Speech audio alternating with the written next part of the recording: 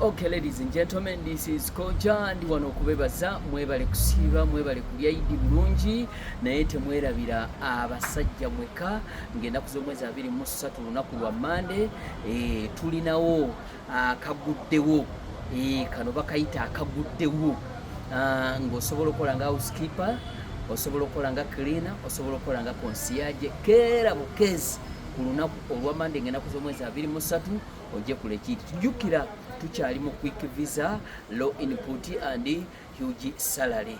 Temwerabira n'ehema yanga lumu omwezi ogw'okunane nga 2 security company bakyala n'abaami ate ne ba delegates bagenda kubeera ku ground. Emaya obulungi bwayo tutera obbagamba nti era naye eri mu low input quick visa ate ba delegates bagenda kubeera ku ground.